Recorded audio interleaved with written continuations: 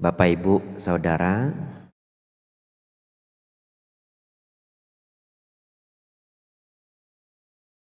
kemarin saya cerita Biksu Xianchang, masih ingat? Beliau dengan pasukan-pasukan kerajaan harus menempuh perjalanan sangat sulit untuk bisa mendapatkan kitab suci. Sampai-sampai harus melewati longsor gunung es. Hari ini Bapak Ibu, bukan longsor gunung es, cuma hujan lebat sudah hilang 40% ya. Kalau ibu-ibu masih hebat ya, yang hilang cuma 10% ya, mungkin ikut online. Tapi bapak-bapak ini hilang 40% ya. Waduh, cuma air Bapak Ibu ya. Tapi ya enggak apa-apa ya. Barangkali banyak hal harus dipikirkan. Bapak Ibu, pelajaran hari ini penting. Bapak Ibu tidak lagi pegang kertas seperti kemarin. Sebelum kita mulai, kita menarik sedikit. Tadi saya masuk, keluar dari lift, ternyata ada jual baju ya. Saya juga baru tahu, ini saya tidak di endorse Mas Sampati ya. Tapi gara-gara saya melihat baju itu, saya teringat satu cerita lucu sekali. Sebenarnya tidak ada dalam rencana ceramah saya hari ini, tidak ada cerita ini. Tapi saya pikir kalau nggak diceritain ya sayang ya. Ketika saya tinggal di Wat Bowon di Thailand, setiap pagi kami pindah patah. Pindah patah di sana itu jam keluar bikunya itu berbeda-beda. Ada yang 15 menit sebelum jam 6, ada yang jam 6, ada yang setengah 7, ada yang jam 7. Kenapa jam 7 Bante? Jam 7 di Thailand sudah agak telat. Ya, tapi biasanya mungkin karena kurang sehat. Saya pernah sakit, bangunnya sudah hampir jam 7 saya bangun bersih-bersih cepat-cepat dan dalam keadaan sakit ya. Tapi kalau tidak pindah patah tidak makan ya. Iya, di Thailand seperti itu. Kalau di Mas Sampati keluar sudah bermeja-meja makanannya. Jadi walaupun sakit ya pindah patah. Bisa sih sebenarnya minta ke temannya. Tapi karena masih sanggup saya pindah patah. 7:30 saya pindah patah. Dan di Thailand itu agak malu. Seperti biku telat bangun. Ya. Iya, kita jalan sudah nggak ada biku. Pergi ke pasar bikunya cuma 2, cuma 3. Tapi sakit nggak apa-apa. Jalan. Keliling sampai ke pasar. Keliling sampai jauh. Hutan Cia. Muasi leo ya. Gak ada makanan Bapak Ibu, tidak ada yang berdana. Jalan, hanya di sana masih ada Bante Sakadamo ya. Saya berpikir kalau sudah sampai Ndada minta sedikit makanan beliau. Jalan, beruntung Bapak Ibu ya, sisa-sisa karma baik hari itu ya. Begitu saya mau masuk pintu Wat Bowon, ada umat tiba-tiba turun dari motor, bawa 1 kantong dana ke saya. Anumodana. Terus saya masuk ke wihara. Luar biasa Bapak Ibu, 1 kantong itu sudah ada nasi, sudah ada sayur, ada minumannya, ada jelly lagi ya. 1 set. Mujur ya, lalu bisa makan obat. Bapak Ibu Saudara, satu ketika saya membawa barisan murid-murid Pabaja. Mungkin 4, mungkin 5, saya sudah lupa. Lalu waktu itu saya Pabaja, saya dapat barang yang belum pernah saya dapatkan. Ya. Saya dapat baju, short ya, short itu celana pendek, sama singlet. Iya, masukin ke bowl ya. Jadi pindah patah itu ndak boleh ngomong sebenarnya Bapak Ibu ya. Ini sebenarnya. Supaya Bapak Ibu nanti pindah patah ketemu bikunya diem, itu bukan sombong. Selamat pagi Bante. Pagi Bante. Itu bukan sombong ya. Sebenarnya Pindapata tidak boleh. Baiknya tidak ngomong. Baca parita pun tidak apa-apa. Tapi di Indonesia tidak bisa. Selamat pagi Bante. Bante selamat pagi. Tidak dijawab. Sombong kapuasi Bante. Sombong sekali Bantenya ya. Terpaksa Bapak Ibu selamat pagi Bante. Selamat pagi. Begitu ya. Tapi supaya Bapak Ibu tahu, jadi nanti ketemu Bante, Pindapata diem, tidak terkejut. Jadi selama saya Pindapata dapat baju itu, saya diem aja, tidak bisa nanya. Jalan sampai masuk wihara. Begitu masuk wihara, cepat saya tanya murid saya, murid Pak Baja.ท่านครับทำไมเขาให้เป็นเสื้อเชิ้ตนะครับ? Ada yang paham? Berarti kalau saya ngomongnya asal Bapak Ibu juga tidak tahu ya. Pasrah saja ya. Saya tanya dia, Tan itu tuan. Jadi sesama biku saling memanggil dengan kata tuan. Ya, Tan. Jadi Tan, kenapa ya mereka dana baju gitu? Dalam hati guyon sedikit. Ini suruh saya lepas jubah ya. Disuruh dikasih baju. Rupanya beberapa orang di Thailand punya tradisi. Ya, kalau mereka mengingat leluhur mereka, kadang-kadang mungkin mendapatkan mimpi buruk ya. Ada leluhur yang sudah meninggal memberitahu bahwa di sana dia kekurangan, pakaian pun tidak ada. Mereka besok atau setelah ada waktu, mereka akan dana pakaian, titip ke biku. Ya, jadi biku itu kayak JNE untuk alam selanjutnya. Apa hubungannya ya, kasih biku baju kita tidak bisa pakai ya.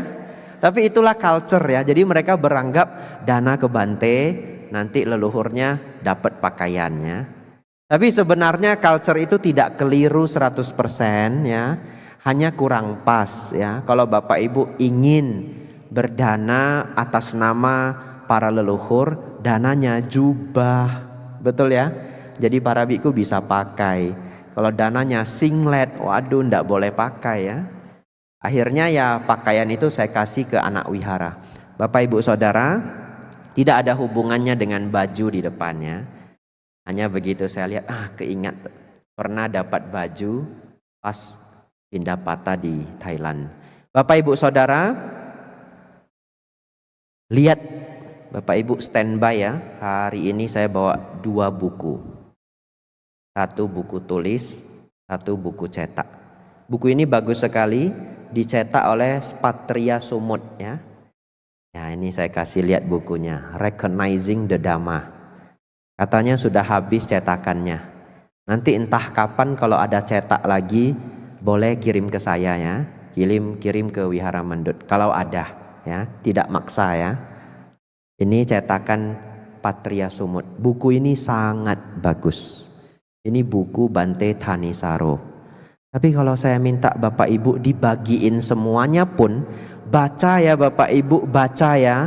Yang baca mungkin 10%. Sisanya pajangan ya. Nggak apa-apa dah, saya saja yang baca, ceritain ke Bapak Ibu ya.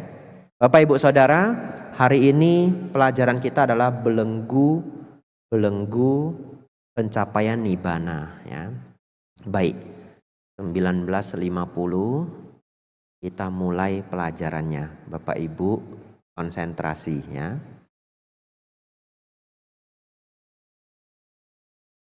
Bapak Ibu Saudara, kita semua sedang dalam masalah. Nama masalahnya adalah sangsara. Ya. Kita semua yang hadir di sini sedang dalam masalah. Yaitu apa? Lahir mati, lahir mati, lahir mati tidak habis-habis. Masalahnya kalau lahir mati tidak habis-habis masih oke. Tapi masalahnya adalah sepanjang kita lahir mati penuh duka Bapak Ibu ya. Penuh duka. Nah, silahkan yang baru datang ya. Yang lain berkonsentrasi. Nah, Sang Buddha mengatakan kalau seluruh kelahiran kita air matanya ditampung lebih banyak daripada air di samudra.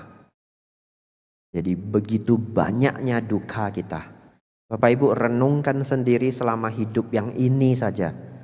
Sudah banyak air matanya? Lumayan ya. Bapak Ibu Saudara, kita lahir mati di 31 alam kehidupan ini ya. Bapak Ibu Saudara, mengajak Bapak Ibu untuk belajar Dharma seperti di zaman Sang Buddha. Yaitu apa? Apa yang dipelajari itu dihafal ya. Jadi hari ini Bapak Ibu akan banyak menghafal. Pertama, saya akan cerita 31 alam kehidupan dengan cukup singkat. Dan Bapak Ibu harus hafal. Bapak Ibu Saudara, 31 alam ini dimulai dari 4 alam menderita. Bapak Ibu tidak boleh datang ke sini ya. Singgah pun jangan ya. Alam paling rendah Bapak Ibu, alam neraka. Bahasa Palinya adalah niraya. Di alam ini seseorang menjalankan kehidupan yang sangat menderita, penuh siksaan. Tapi kenapa seseorang bisa lahir di alam neraka? Karena sangat kejam. Punya sifat kejam ya. Seperti apa punya sifat kejam? Misalkan mereka yang membunuh seperti bermain ya. Bagi mereka membunuh seperti bermain. Apakah para psikopat ya, dan yang lainnya, pembunuh berantai. Yang mana kalau tertangkap mereka ya memang membunuh seperti bermain. Dan mereka yang melanggar pelanggaran berat ya, membunuh ayah, membunuh ibu, memecah belah sangga dan kejahatan-kejahatan lainnya, mereka akan jatuh ke alam neraka. Satu alam di atasnya Bapak Ibu, alam binatang. Di alam binatang ini juga penuh penderitaan. Kenapa? Yang besar makan yang kecil ya. Yang besar makan yang kecil. Bapak Ibu Saudara, di alam binatang itu penuh dengan ketakutan. Saking takutnya Bapak Ibu lihat, hewan-hewan itu penuh siaga. Kenapa? Silap sedikit kemakan. Jadi kalau Bapak Ibu lihat burung, matanya satu sini, matanya satu sini. Supaya apa? Supaya tidak dimakan. Bapak Ibu dekati sedikit, dia sudah lari ya. Bahkan Bapak Ibu Saudara, kalau Bapak Ibu di rumah punya peliharaan anjing, coba lihat anjing yang sudah nyaman sekali hidupnya di rumah kita, kalau tidur dia sering seperti mimpi buruk ya. Nanti perhatikan ya. Nah, dia sering seperti mimpi buruk. Kenapa? Itulah ingatan-ingatan karma buruk yang mengikuti. Dia hidup dalam ketakutan. Bapak Ibu Saudara, jangan singgah di alam binatang ya. Kenapa seseorang terlahir di alam binatang? Karena dia kemarahannya sangat tinggi, nafsunya sangat tinggi ya, dan juga melanggar karma buruk sehingga jatuh ke alam rendah. Naik lagi satu tingkat, masih alam menderita, adalah alam peta, alam hantu ya. Bapak Ibu Saudara, di alam hantu ini seseorang menjalani hidup yang penuh kesedihan ya. Penuh kesedihan dan penuh kekurangan. Kenapa demikian? Mereka yang terlahir di alam hantu tentu karena karma buruk, namun dua karakter sangat mendominasi. Satu, tidak suka berdana walaupun punya ya. Walaupun dia punya, tidak suka berdana. Untuk apa saya berdana? Saya kerja cari duit capek-capek. Dia cari sendiri dong. Enak saja, tidak mau berjuang. Saya berjuang setengah mati. 500 perak pun tidak keluar Bapak Ibu. Mendengar ada yang luka terbakar, ada di sana keluarga kebakaran, kasihan anaknya masuk rumah sakit. Dia tergerak sedikit pun tidak. Biar saja. Tidak suka berdana. Yang kedua, kemelekatannya sangat tinggi. Ya. Karena dua kondisi ini sering Juga dengan karma buruk lainnya, makhluk terlahir di alam peta. Makanya Bapak Ibu Saudara, kadang ada makhluk peta, saking melekat dengan rumahnya, apalagi itu rumah pertama, siu lui siu kau pua cesi ya, terbeli rumah pertama, sampai meninggal tinggal di sana, kemelekatannya luar biasa tinggi, lahir lagi jadi makhluk di sana. Betul? Jadi makhluk yang menjaga di rumah itu, dan dia menganggap ya rumah itu milik dia selama-lamanya, penuh kemelekatan. Lalu Bapak Ibu beli rumahnya, hari pertama luka wacut gitu ya. Ada suara-suara mengerikan ya. Bapak Ibu diganggu, dimimpiin. Lalu apa Bapak Ibu? Ngundang saya. Kok saya jadi korban ya? Bapak Ibu rebut rumahnya makhluk itu, saya jadi korban ya. Saya disuruh menghadapi ya. Ya bercanda ya Bapak Ibu ya. Kita datang membawa cinta kasih. Para biku datang tidak untuk nangkap makhluk taruh di botol ya. Enggak. Para biku datang penuh dengan cinta kasih. Mereka jadi tidak mau mengganggu. Bapak Ibu Saudara, alam peta. Kemudian keempat adalah alam asura ya. Alam asura ini dikatakan adalah dewa yang penuh dengan kebencian ya. Oleh karena itu kadang-kadang Sang Buddha hanya membahas 3 alam menderita ya. Namun di beberapa buku ditambahkan alam asura adalah alam menderita. Silahkan, yang penting kita memahami ya, bahwa para makhluk dewa pun apabila terperangkap penuh dengan kebencian, maka dia akan penuh dengan penderitaan. Bapak Ibu Saudara, 4 alam menderita.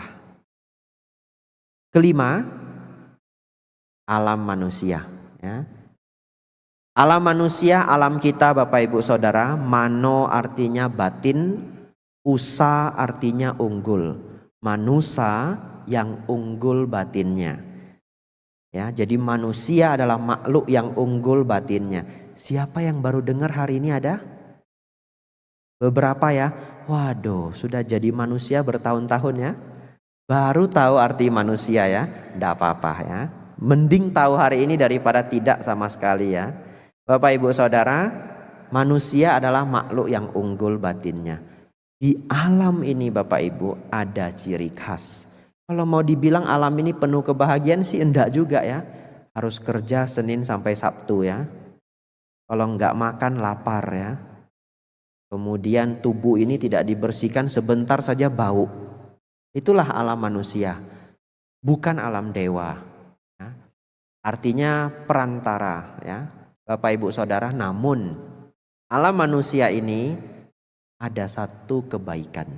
Di sini kita melihat suka dan duka datang silih berganti. Suka dan duka datang silih berganti. Dengan suka dan duka datang silih berganti, kita lebih mudah melihat dhamma. Sang Buddha mengatakan, barang siapa melihat duka, dia melihat dhamma. Bapak Ibu Saudara, ini alam manusia. Kemudian 6 tingkat alam dewa, 20 tingkat alam Brahma. Totalnya berapa? 31, 4 menderita, 1 manusia, 6 alam dewa, 11 tambah 20, 31. Apa bedanya Bapak Ibu alam dewa dengan alam Brahma?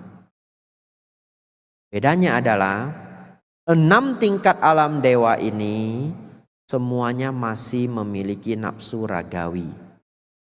Artinya 6 tingkat alam dewa ini ada suami dan istri ya. 20 tingkat alam Brahma tidak ada nafsu ragawi. Nanti Bapak Ibu sudah belajar pelajaran hari ini akan paham kenapa. Jadi di 20 alam Brahma tidak ada suami, tidak ada istri, tidak ada pembagian laki-laki perempuan, karena di sana mereka telah melenyapkan nafsu ragawi. Itulah perbedaan dewa dengan Brahma. Kadang-kadang Brahma juga disebut dewa.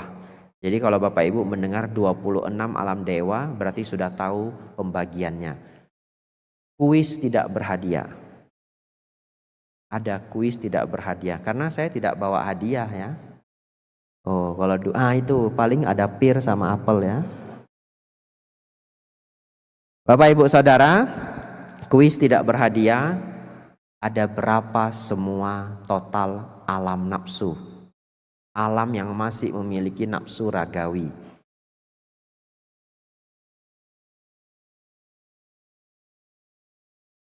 Sebelas ya. Kenapa 11? 4 alam menderita, 1 alam manusia, 6 tingkat alam dewa.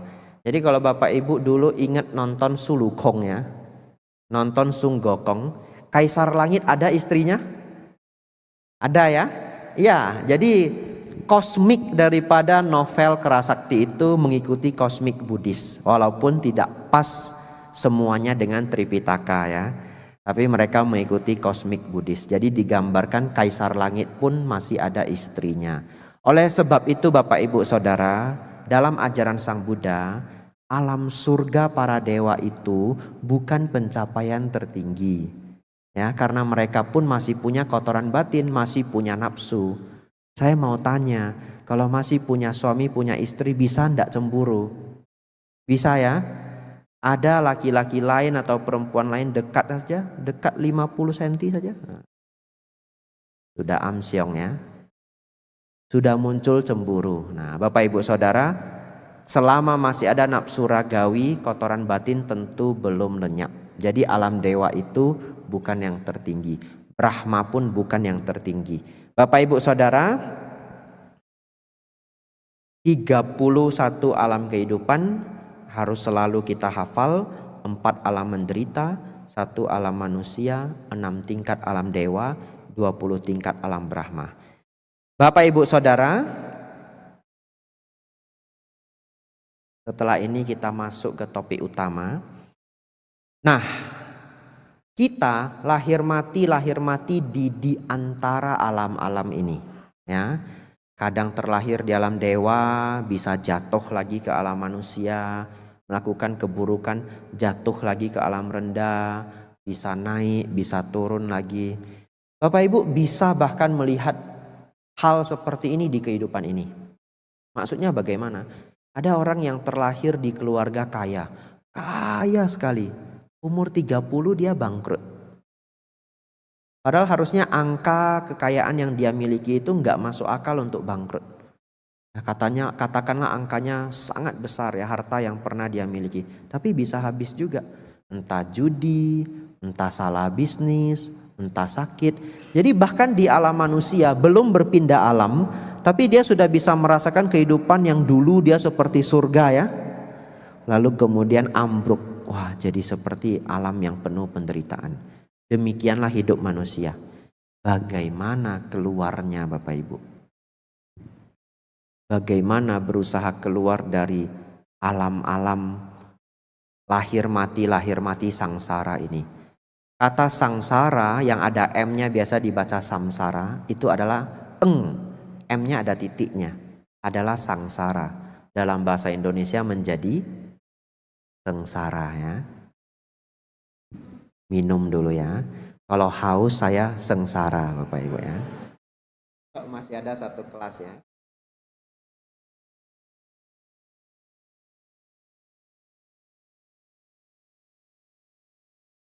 Bapak Ibu Saudara, setelah ini bagian yang sangat penting. Kita dicengkram oleh belenggu. Belenggu ini totalnya ada 10. Hari ini kita hanya belajar 6. 10-nya saya sebutkan, tapi akan saya bahas 6. Inilah 10 belenggu yang mencengkram kita. Hari ini Bapak Ibu akan belajar ya. Bisa terbebas dari 3 saja sudah sangat luar biasa. Apa yang 10 itu? Hafal ya Bapak Ibu ya. Harus hafal ya. Kan zaman Sang Buddha semua dihafal ya. Ya, jadi harus hafal, minggu depan keluar ujian ya. Yang pertama, pandangan salah. Yang kedua, keraguan. Apa yang pertama? Pandangan salah. Yang ketiga, pandangan bahwa ritual dan upacara dapat menyucikan diri. Kita hafal bahasa Palinya saja karena lebih singkat. Nanti saya akan jelaskan, ini sangat lengkap. Silabata Paramasa. Silabata Paramasa. Nomor 4, nafsu indra atau nafsu ragawi. Nomor 5, kemarahan dan kedengkian. Nomor 5 Bapak Ibu, kemarahan dan kedengkian. Dendam dan dengki ya, dendam dan dengki. Nah, coba yang tidak mencatat coba menjawab. Kalau yang mencatat pasti bisa jawab ya. Coba yang tidak mencatat. Nomor 2 apa? Wah, hebat sekali semua ya. Baik, ini 5 belenggu pertama. 5 ini disebut 5 belenggu rendah. Ya, saya lanjutkan 6 sampai 10. Nomor 6 adalah nafsu akan keberadaan materi. Nomor 7, nafsu akan keberadaan non materi. Nomor 8, kesombongan. Nomor 9, kegelisahan. Nomor 10, kedunguan. Saya mengharapkan Bapak Ibu menghafal 5 yang pertama. Lalu 6 sampai 10 sekedar ya. Tapi kalau Bapak Ibu penasaran nanti kapan-kapan bisa cari lagi. Namanya 10 belenggu. Bapak Ibu Saudara, akan saya bacakan Anggutara Nikaya 10. Jadi saya akan bacakan bagaimana Sang Buddha mengungkap 10 belenggu ini ya. Terdapat 10 belenggu. 10. 5 belenggu rendah dan 5 belenggu tinggi. Dan manakah yang termasuk 5 belenggu rendah? Pandangan salah, keraguan, kemelekatan pada kebiasaan dan ritual, nafsu indra, dan dendam dan dengki. Inilah 5 belenggu rendah. Dan manakah yang termasuk 5 belenggu tinggi?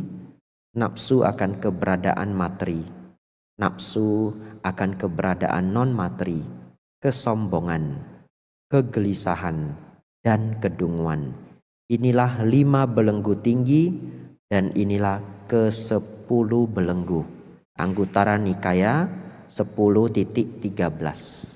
Ini 10 belenggu Bapak Ibu ya. Informasi selanjutnya sangat berharga ya, sangat berharga. Jadi konsentrasi dengan penuh. Ini mengenai kesucian ya. Ini mengenai kesucian. Ini penting sekali. Akan saya bacakan. Majjhima Nikaya 118. Ini cuplikannya. Terdapat dalam sangga beberapa biku yang dengan melepaskan diri dari 3 belenggu yang pertama adalah penakluk arus Sotapanna. Mantap, tidak pernah lagi ditakdirkan untuk sengsara, menuju kebangkitan diri. Terdapat beberapa biku yang dengan melepaskan diri dari 3 belenggu yang pertama dan mengikis nafsu, kebencian dan khayalan, loba, dosa, moha adalah sekali pengembalian sakadagami. Setelah kembali hanya 1 kali ke dunia ini,